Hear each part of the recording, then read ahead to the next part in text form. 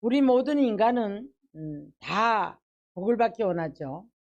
자, 이 성경을 더 올라가 보면 우리 하나님의 마음은 우리 모두가 다 이 전천후 복을 받기를 원하세요. 그렇게 만들어졌어요. 눈물이 없고 평안이 있고 아프지 않고 풍요하고, 그래서 모든 것들을 다 그렇게 해주셨는데, 자, 우리가 이제 어디에서 문제가 생겼었습니까? 아담의 후손인 모든 우리들은 탐심이라는 그 어떤 욕심과 교만, 이런 가시떨기 나무에 우리가 걸려들기 시작하면서 포로가 되기 시작했어요. 포로는 누구의 포로가 됩니까?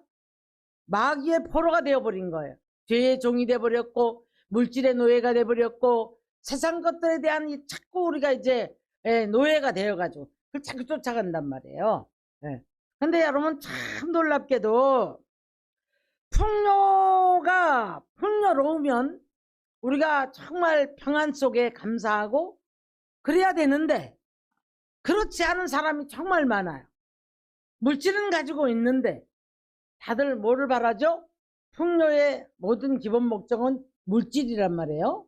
근데 그 안에 예수님이 없는 사람들, 신앙이 없는 사람들, 그들의 영혼은 아무리 그 풍족한 소유가 그를 잡고 있어도요, 그 마음이 늘 영혼이 헐벗은 것 같아요. 그리고 뭘 먹지 않은 것 같은, 채워지지 않은 게 있단 말이에요. 속이 이제 예수를 믿다가 내 신앙이 거기에 못 도달해 있거나 어떤 상황 때문에 우리가 이제 이렇게 신앙생활을 이렇게 주름 잡는 경우가 있어. 주름 잡힌 게 뭐냐면 다니다가 못 다닌 거예요. 어떤 이유든 간에. 그러놨는데 여러분, 참 이상하죠. 그렇게 떨어진 복음의 씨앗이 이 머릿속에서 정수리를 잡고 있어요. 그래서 아유, 안 되는데, 이러면 안 되는데, 가야 되는데. 여러분, 지금 믿다가 안 믿는 자녀들, 지금 말 안 듣는 것 같지만 그들은 항상 주님이 그 머리를 맴돌며 그 사람이 정수리를 잡고 있단 말이에요. 그래서 본인 내면은 그래요. 그렇지만 못 가요. 썩 못 가면서도 항상 이 정수리에 잡혀 있어요. 오늘 제가요, 야베스 같은 복을 받았으면 좋겠다. 자, 이제 우리 신년 메시지를 통해서 제가 전천후적인 복이라는 제목을 잡아봤는데, 실상은 지경을 넓힌다는 말씀이었었어요. 자, 우리 교회도 성도들도 이 말씀을 듣는 모든 이들이 지경이 넓어졌으면 좋겠습니다. 그리고요, 근심이 없고 환난을 벗어나야 근심이 없잖아요. 그렇죠? 그래서 근심이 없어야 단잠을 잔단 말이에요. 사랑하는 자에게는 잠을 주신다고 말씀했던 것처럼, 우리가 이제 전천후적인 복은 나도 잘 돼야 되고 자녀도 잘 돼야 되고, 자, 물질의 복, 건강의 복, 장수의 복, 이게 다 있어야 되는 거예요. 그래서 이제 자녀들이 밥상에 둘린 감람나무 같다고 말씀을 했거든요. 그러면서 이제 거기에서 자자손손을 보게 될 것이다. 이것은 장수의 복이에요. 자, 그래서 우리가 이 어른들이 이렇게 말씀을 해요. 정말 뭔가가 빠져있더라. 무슨 말이냐면, 돈이 있으면 자식이 속을 새기든가, 아니면 또 뭐가 이것이 채워지면 뭐 육체가 고통스럽든가, 아니면 뭔가 그렇더라. 다 온전한 건 없더라. 이렇게 말을 해요. 자, 근데 여러분, 성경을 잘 보십시오. 하나님 뜻 안에 살아가고 주님이 함께 하는 사람, 동행하는 사람. 이사야 60장에 그랬죠. 빛을 발하라, 네 위에 빛이 이르렀다. 하나님의 영광이 머무는 사람. 그런데 조금 잘 되면 영광이 떠나가 버리는 사람이 있어요. 제가 아까도요, 잠깐 이렇게 간증을 들으면서 저 옆에서 혼자 그런 생각했어요. 아니, 그렇게 말씀을 해주셨는데 지금은 어떠실까? 만약 그때에 그렇게 세미하게 말씀해 주셨던 그것이 지금에 안 된다라면 굳어져 버렸던가 잃어버렸던가 뭔가 하나님께서 이제 이 잃어버린 모든 부분에 대해서 하나님께서 요구하심이 있을 거란 말이에요. 여러분, 우리는 날마다 하나님 앞에 거듭남은 한 번만 거듭나는 게 아니에요.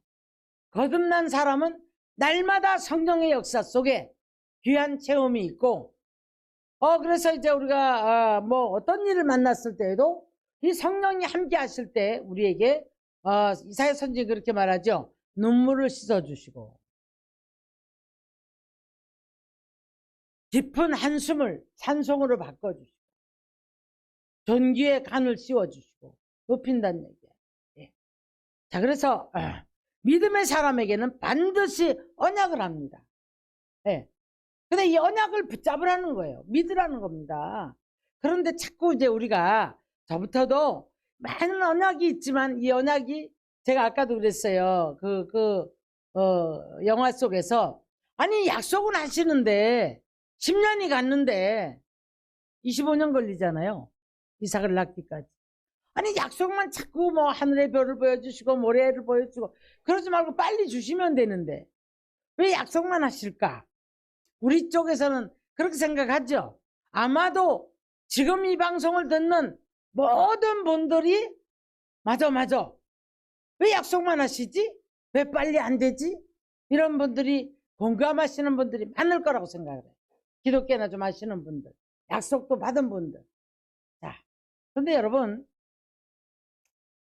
이 약속이 받았던 약속을 그래도 남은 평생에 누리고 가는 사람이 약속을 받아서 누리는 사람이 있는가 하면 그 약속조차도 그냥 날아가 버리는 사람이 있을까요? 없을까요? 많습니다, 여러분. 대표적으로 이스라엘 백성들이 그런 이제 우리들의 이제 표본이란 말이에요. 그래서 이스라엘 백성들의 모든 그 행각들을 이스라엘 백성이 버림받은 건 4가지로 말씀했죠. 고린도전서 10장에서. 그런데 그 말씀 끝에 이런 말씀을 해요. 자, 그들이 원망하다가 간음하다가 또 시험하다가 예? 이 4가지 하다가 이들이 이제 버림을 받았는데 그 다음에 뭐라고 그러셨어요? 말세를 만난 우리들에게 거울로 주신 것이다. 누가? 이스라엘 백성들이 표본으로 그들이 이래서 버림받았지 않느냐. 너희는 이 길 가지 말아라. 이 말씀하시고 계신 거거든요. 자, 그런데 오늘 야베스 같은 전천후적인 복을 받으려면 첫째는 하나님과의 관계가 바로 맺어져야 됩니다. 아멘. 하나님을 안다고 하는 사람들일지라도 그 안다고 하고 음성을 듣고 하는데도 불구하고 어느샌가 보면 자기 교만에 빠져 있는 사람들이 참 많아요. 참 많아서 내가 아니면 안 되고 내가 최고라는 자꾸 자기 의에 빠져버리는 사람들이 많아요. 주님 만났다 할지라도. 그런데 우리가 이제 보통 아직 거기까지 도달하지 못한 사람들은 늘 내 것에다 중심을 대고 하나님이 맞춰주길 원하는 게 하나님의 사랑이라고 생각을 해요. 자, 하나님의 사랑은 저와 여러분을 위해서 십자가를 지시고 우리를 죄에서 구원해 주신 것이 그건 값으로도 따질 수 없는 하나님의 사랑인 줄 믿습니다. 네. 시편 기자가 말했거든요. 평생을 모아도 아무리 영원히 돈을 모아도 구원을 이룰 수가 없다. 이렇게 말씀했어요. 시편 49편인가요? 그렇게 말씀했거든요. 그래서 우리는 이게 값없이 구원을 받았는데 여기에 대해서는 그렇게 집중하지를 않아요. 하는 사람들이 그걸 사랑이라고 믿지 않아요. 하나님의 사랑은 어디다 국한되어 있습니까?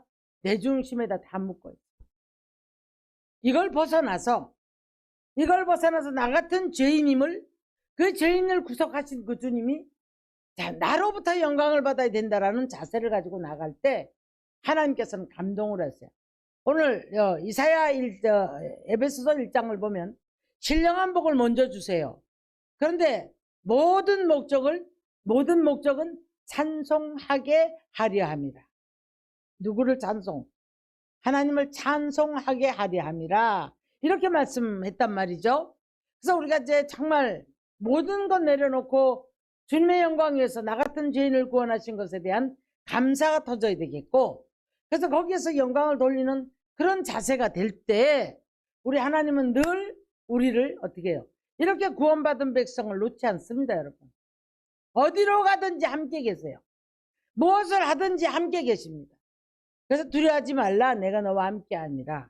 강하라, 담대하라, 내가 너와 함께 함이라고 말씀을 하시는 거예요.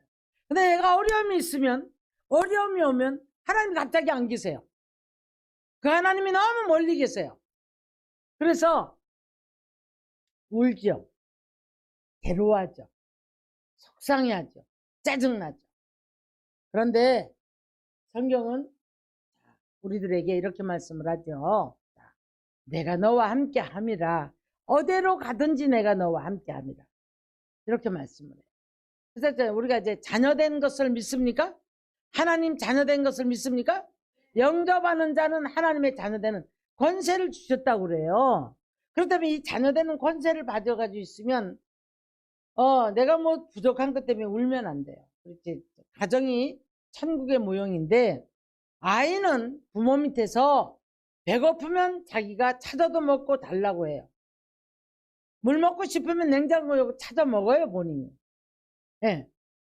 그런데 냉장고 앞에서 배고파요, 목말라요, 울지 않는단 말이에요. 자녀 권세예요. 근데 만약 다른 사람이 들어가서, 남의 집에 들어가서 그렇게 했다고는 도둑이죠. 우리가 이렇게 축복받은 사람입니다. 자, 근데 이 복을, 감사를 몰라요. 감사대로 하나님 앞에 영광을 돌리는 자를 하나님께서 기뻐하시고, 나를 사랑하는 자가, 하나님을 사랑하는 자가 내가 그를 건질 것이며, 또 나를 사랑하는 자를 어떻게 해요? 나를 아는 자를 내가 건질 것이고, 나를 사랑하는 자는 내가 높일 것이다. 이렇게 말씀하셨어요. 네. 그래서 경외하는 자에게는 복이 있다라고 말씀하시면서, 전천후 복은 여러분 영혼의 복이 먼저 받아야 돼요. 믿습니까? 요한 3서 2장 보면 내 영혼이 잘된 것 같이 범사가 잘되고 강건하리라. 영혼이 하나님과의 관계가 삐뚤어지기 시작하잖아요. 그러면 문제가 오기 시작해요. 문제가 왔을 때에 이제 여러분, 건강이 먼저 올 것 같습니까? 뭐가 먼저 올 것 같아요? 다른 문제가 와요. 다른 여러 가지를 우리 좋아하는 문제가 와요. 이것을 못 견디기 때문에 질병이 와요. 스트레스라고 그러죠. 그러면서 그걸 통해서 이제 뭐 우리가 이렇게 어떤 분이 이제 암이 생겼는데 이렇게 얘기하더라고요. 왜 그렇게 스트레스를 받았어? 뭐 때문에 이 정도까지 됐어? 이런 말들을 해요. 자, 그런데 성경으로 돌아가면 우리 주님 말씀하시기를 뭐라고 합니까? 너 가서 죄 짓지 마라. 그 말씀은 그 죄가 이 병을 만들어냈다는 얘기예요. 맞죠? 베데스다 연못가에 있는 그 이제 38년 된 병자한테 치료해 주시면서 너 가서 죄 짓지 말아라. 이렇게 말씀한단 말이죠. 그래서 이제 죄를 통해서 여러 가지 가시밭길을 걸을 수밖에 없는 이런 문제들이 온다는 겁니다. 그러면 우리가 무엇이 특권입니까? 십자가 앞에 나가서 회개할 수 있는 특권을 주셨어요. 할렐루야. 나는 부족하지만 누구의 이름을 힘입고 예수의 이름을 힘입고 십자가 앞에 가서 우리는 정말 주님, 이 부분이 내 본성 자체가 잘못됐습니다. 그러면서 지금 드러난 죄가 문제가 아니라 본성 자체가 잘못되어 있기 때문에 본성에서 올라온 열매가 드러난 죄란 말이에요. 근데 사람들은 드러난 죄만 회개를 해요. 본성을 회개해야 돼요. 본성을 고쳐달라고 기도해야 됩니다. 내 힘으로 안 될 때 본성을 고쳐달라고 기도하는 삶이 되어질 때 우리는 전천후적인 복을 받을 수가 있는 거예요. 자, 그 다음에 너희가 선행을 해라. 이렇게 말씀했죠. 만주의 주가 되시고 만왕의 왕이 되시는 그분이 뭐라고 말씀하잖아요. 너희는 장래를 위해서, 너희 장래를 위해서 선을 쌓고 좋은 일을 해라. 이렇게 말씀을 했단 말이죠. 그래서 이것을 통해서 하나님 받으시고 흠량하시고. 자, 여기 조금 또 이제 미션이 있죠. 아, 내가 복을 받아야지. 내 자녀가 복을 받아야지. 그래서 내가 이거 해야지. 물질이든 구제든 선교든 교회종을 섬기는 거든 여러분 그런 자세가 되어서는 안 됩니다. 네. 이것은 여기 잘못됐잖아요. 감사하니까 구원의 은총이 감사하고 나 같은 죄인을 건져주셨으니까 감사하고 그래서 우리가 이제 하나님의 성품이 내 안에 와서 사랑하고 네, 하나님의 마음이 내 안에 오니까 중보할 수 있고 불쌍한 거예요. 고난당하고 하는 것이 불쌍한 거예요. 그래서 주의 심장을 가지고 품어야 되죠. 그것이 바로 품고 섬기고 중보하죠. 이것이 진정한 사랑을 내가 또 나타내는 거잖아요. 그래서 국률이 없는 심판을 받는 야고보 선지는 그렇게 말해요. 국률이 없는 자는 국률이 없는 심판을 받는다라고 말씀하시면서 행함이 없는 믿음이라 이렇게 말씀을 합니다. 자, 그러면 우리가 지경이 좀 넓어졌으면 좋겠죠. 그렇죠? 자, 이제 우리는 첫째 영적인 복을 받아야 되겠고 두 번째는 이제 우리가 육적인 복을 받아야 되겠죠. 그래서 건강하고 자, 가정으로 돌아가 볼게요. 가정을 돌아갔을 때 가정에서는 평화가 와야 됩니다. 할렐루야. 평화가 와서 서로 사랑하고 배려하고 격려하고 자꾸 찌그덕거리는 데는요. 그 뒤에 배후에 누가 역사를 하는 거예요? 사탄이 역사를 하는 거예요. 사탄이. 자, 우리가 하나님 손에서 흔들리지 않는 나라를 받았기 때문에 히브리서는 그렇게 말했거든. 히브리서 12장 28절 보니까 우리는 흔들리지 않는 나라를 받았다 그랬어요. 근데 여러분 왜 싸우죠? 싸우는 이유가 뭐죠? 기본이 이미 흔들렸어요. 중심이 하나님의 중심에 있으면 평안하고 맡기고 감사하고 그럴 수 있을 텐데 이게 이미 다 축이 무너져 버린 거예요. 축이 무너져 버리니까 평화보다가는 네가 잘라 내가 잘라 너 때문이야 너 때문이야 너 때문이야 또 싸우는 거야. 전천후 복을 받은 가정은 먼저 평화가 오는 줄 믿습니다. 할렐루야. 그리고 모든 사람과 더불어 화목해요. 이것이 없이는 주를 보지 못한다고 말씀해요. 근데 만나면 원수를 맺어. 만나면 누구 상처를 줘. 이런 사람이 어떻게 전천후 복을 받습니까? 그래서 어디를 가면 화평케 하는 사람이 있어요 없어요? 있죠. 사람들을 만나면 기분 좋게 하고 화평케 한단 말이에요. 이런 사람은 여러분 기도가 연락이 되고 그래서 이 전천후 복을 받을 수가 있어요. 또 시편 37편 11절을 보니까 온유한 자들은 땅을 차지하며 풍성한 화평으로 즐거워하리라 그랬더라고요. 네. 자, 우리 이삭은요. 자, 순종의 대명사예요. 예수님의 모형이란 말이에요. 아니오가 없어요. 이삭은 아니오가 없어요, 여러분. 핍박을 받으면 몸을 메우면 그래 또 담노물 또 파. 근데 다른 사람은 평생을 파도 안 되는 우물이 이삭은 가서 파면 물이 나와. 자, 얼마나 대단한 겁니까? 근데 그 땅에서 농사를 했더니 그럴 땅에서 농사를 했더니 100배를 받았고 100배가 소득이 있었단 말이에요. 근데 가는 곳곳마다 이삭은 복을 받아요. 이삭은 단 한 번도 고난이 없었어요. 그래서 어쩌면 전천후 복을 받은 사람이 누굴까 생각해 보니까 이삭, 또 누가 있을까요? 솔로몬. 저는 여기에다가 사무엘도 한번 한켠에 넣고 싶어요. 사무엘이 여러분 얼마나 대단했는지 몰라요. 그냥 하나님의 성령을 따라 순종을 해요. 순종을 하면서 백성들이 싫다 그러면 자기 집으로 돌아가서 거기 가서 지금 오늘날 왜 교회들이 지지고 볶고 싸웁니까? 잘못된 거잖아요. 2025년도에는 교회에도 평화가 와야 되겠고, 가정에도 평화가 와야 되겠고, 이 나라에도 평화가 와야 되겠고.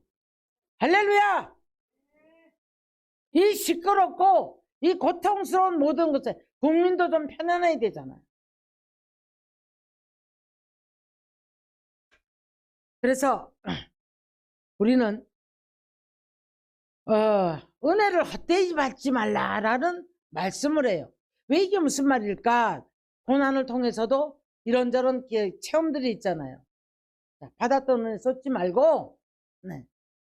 고난을 받았을 때에 우리는 성장을 해야 됩니다, 여러분. 그래서 그때를, 그 은혜를 헛되이 받지 말라, 이렇게 말씀을 해요. 이사야 59장 21절 가보겠습니다. 내가 너와 세운 언약이 나의 영과 네 입에 나의 말이 네 입에서 떠나지 않을 것이고 네 후손에서도 떠나지 않을 것이다.